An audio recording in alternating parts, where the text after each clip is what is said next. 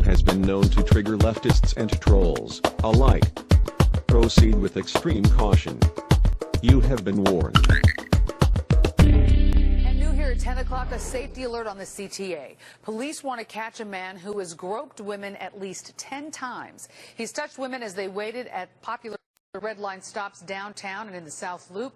NBC5's Natalie Martinez is live with details for us. Natalie. And Marion, the police tell us that all of the victims are teenage girls between the ages of 14 and 17. And tonight, they need help finding this man. Take a good look at your TV right now. Police have released these very clear images of a guy suspected in at least 10 gropings on CTA Red Line trains since August. That's kind of gross. The most recent attack on a 15-year-old girl on her way to school here on the subway platform at the Roosevelt Red Line around 7:30 Thursday morning. The man put his arms around her and held her for several seconds, then walked away. It's terrifying because as a young person in Chicago, of course you want to feel safe, and I'm here for school, so anything could happen. Arlene Escobar explains how she, too, was once attacked by someone while riding the train. Because I was ignoring him because I had the headphones, he literally slapped me really hard in the back.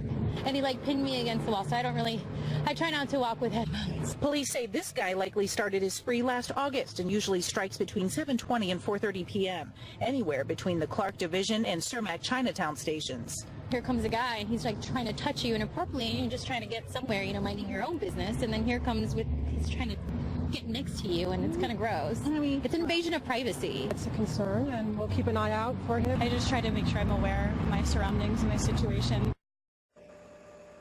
Which police suggest. They also suggest that you report any suspicious persons, especially if you know the man in those photos. For now, we're live in the South Loop at the Roosevelt Red Line. Natalie Martinez, NBC5 News. Pretty clear picture. Let's hope we get a break. Natalie, thanks.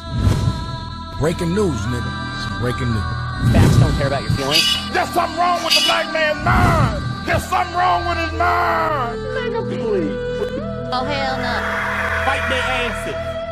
Details are coming out about a deputy-involved shooting that left one man dead in Baton Rouge. Police are investigating burglaries that happened around that time of that shooting yesterday. News 2's Mark Armstrong has the latest. Along with the burglaries, we're also hearing from the family of the man who was shot by the deputy. They dispute the details released by officials. The family of 30-year-old Shermichael Ezef showed us where he was shot by an East Baton Rouge sheriff's deputy Wednesday afternoon. And he stand right here.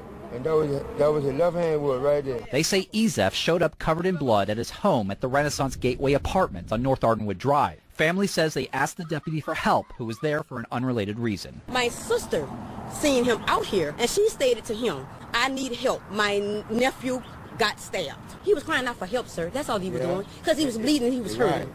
That's all he was doing. He wasn't going to hurt him. Ezef died in the hospital after being shot by the deputy. Authorities say there was a struggle before the shooting. Family disputes that. Shortly before the shooting, about a block away, witnesses said that there was a man over here trying to punch his way through this apartment window.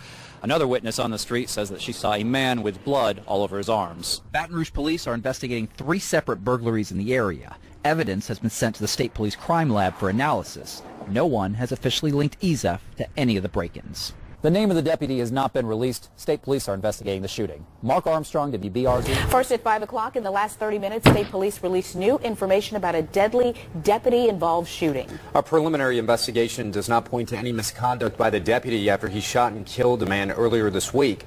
Let's go live to the newsroom where Brandy B. Harris is standing by with the late-breaking details. Brandy. Chris, state police are just releasing that information, saying the man shot and killed on North Ardenwood on Wednesday was having a breakdown and had just burglarized some places before that altercation with the deputy. That deputy's name has still not been released. The shooting happened in the Melrose East area. Now, investigators say witnesses tell them the man killed, Shermichael Ezef, was in a, quote, altered state of mind and bleeding. They say Ezef cut himself during a burglary a few minutes prior to having that altercation with the East Baton Rouge Parish Sheriff's deputy, who was in the area to serve a restraining order on an unrelated case. My sister seen him out here, and she stated to him, I need help. My nephew got stabbed. He was crying out for help, sir. That's all he was doing. Because he was bleeding, he was hurting. That's all he was doing. He wasn't going to hurt him. The truth shall set your nappy head free. Now, Ezef's criminal history spans a few parishes and a list of charges, but his family told investigators he'd been hospitalized for what they called, quote, psychotic symptoms the day just before the shooting. Chris? Concern in Henderson after 4 deaths in 6 days. We learned this afternoon 2 people were killed in the most recent shooting that happened at 11:30 in the morning yesterday. Thank you for joining us. I'm Deborah Morgan. And I'm Gerald Owens. That shooting happened in Vance County in Henderson inside a home on Harold Street. WRL's Sarah Kruger has been on the story since it happened. She joins us live from the Henderson Police Department with the new measures the city is now taking to fight crime. Sarah? Gerald, the mayor of Henderson told me that people are worried. He's been hearing from them about all of these shootings. And while police here are working to solve these crimes, the mayor is planning a town hall that he'll hold here just across the street. 4 deaths in 6 days. In a city of just over 15,000, the mayor says some people here are shaken. As of late, we've had a share of shootings and deaths, and it concerns us. And, you know, we hear the citizens, and we want to let them know that it hits close to home with us. Just yesterday, a shooting killed 2 people inside this home, 27-year-old Taheem Person and 28-year-old Dyrell Kittrell. A third is in the hospital with serious injuries. We're asking the public for their assistance. The public will hear information that law enforcement may not hear, and that's the information we need given back to the police department. Police are working on that case while also investigating 2 other deaths that happened less than a week ago. On Friday, police say 31-year-old Emmanuel Hargrove was fatally shot. The next day, a 14-year-old was shot and killed too. Police are calling that one a death investigation. Because of all of the violence, the mayor and city manager are organizing a town hall to discuss solutions. And life is very precious, and we value it, and we want the citizens to feel safe, and we want to let them know that we're working to try to remedy this. And in Friday's homicide, police do have a suspect. They are looking for a man named Marcus Small. In yesterday's shooting, they are asking for the public's help to try and identify any suspects. Now, as for the town hall meeting, the mayor told me that is still in the early planning stages, but he will keep me posted as they set a date. Developments tonight, we've learned that this man is already out of jail just hours after he was arrested and charged with sexually assaulting a teenager. Michael Peterson worked at Johnson C. Smith University when that assault allegedly happened 20 years ago. Tonight, Eyewitness News reporter Glenn Counts learned he was most recently working, though, at a local charter school. Glenn? Well, Michael Peterson surrendered to deputies here at the Mecklenburg County Jail this morning, and by mid-afternoon, he had already made bond and was already free. Now, he worked at Lake Norman Charter for about 1.5 years, teaching middle and high schoolers, and we want to stress that no accusations have come from his time there. Over the weekend, Michael James Peterson resigned his position at Lake Norman Charter. Parents who were here tonight for a lacrosse game were already aware because the school had sent out a letter. They always do. This is just one of those schools that they're on it before, you know, and anything ever seems to go into bigger modes. Queen Amali Miller told Channel 9 last week that Peterson sexually assaulted her when she was just 14 years old. She was participating in a federal education program called Upward Bound at Johnson C. Smith University. It happened many times throughout the summer. Janet Harmon is the director of Pat's Place, which interviews abused children and teens. She says cases like this make parents want to ask questions of their kids. Though parents may be very eager to find out, is for them to remain calm. They don't want to convey anxiety to their child. It is also very important to make sure your child knows that you believe them, or they could hold that burden for a lifetime like Queen Amali Miller did, only coming forward as a result of the Me Too movement. The torment of just being assaulted over and over again. Now, Peterson was charged with 4 counts of statutory rape and 4 counts of indecent liberties. His bond was set at $60,000, which he was obviously able to make. Reporting live from the Mecklenburg County Jail, Glenn Counts, Channel 9 Eyewitness.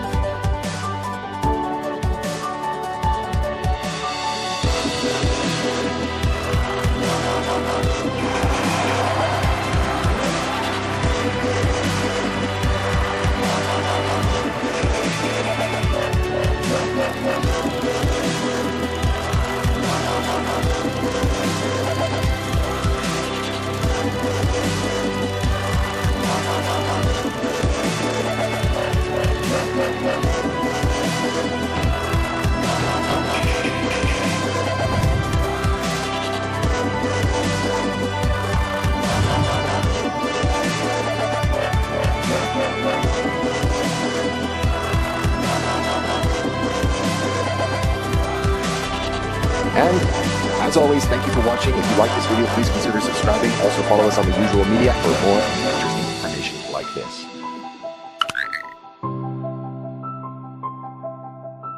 Channel moderators are Jer Shax and Michael Thomas. Thanks for your diligence and dedication.